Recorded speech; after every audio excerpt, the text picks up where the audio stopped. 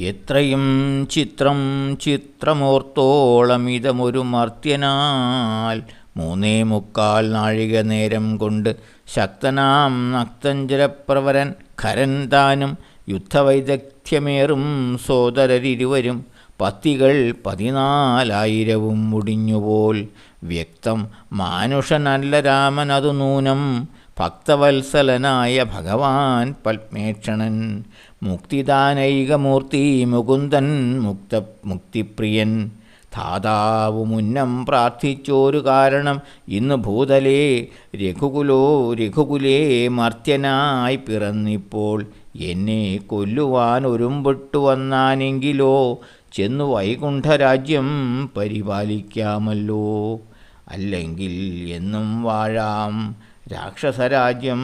എന്നാൽ അല്ലലിൽ ഒന്നുകൊണ്ടും മനസ്സി നിരൂപിച്ചാൽ വിദ്വേഷബുദ്ധ്യാ രാമൻ തന്നെ പ്രാപിക്കേയുള്ളൂ.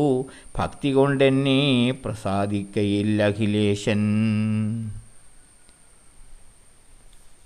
രാവണൻ്റെ മനസ്സിലൂടെ കടന്നു പോകുന്ന ചിന്തകളാണ് ഈ വരികളിൽ.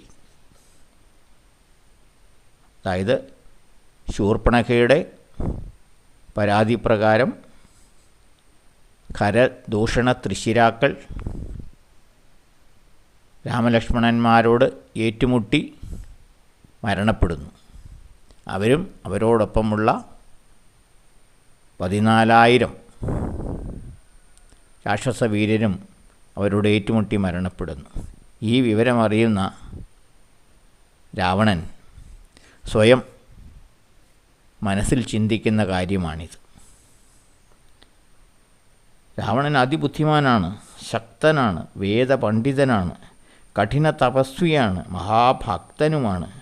പക്ഷേ അഹങ്കാരം, ഭോഗതൃഷ്ണ, സജ്ജനനിന്ദ, പക, അത്യാഗ്രഹം ഇങ്ങനെയുള്ള ദോഷങ്ങൾ രാവണനെ ഭരിച്ചിരുന്നു. അതുകൊണ്ട് ഒരിക്കലും ആരുടെ മുന്നിലും, ഈശ്വരന് മുന്നിൽ പോലും തോൽക്കുവാൻ രാവണൻ സന്നദ്ധനായിരുന്നില്ല.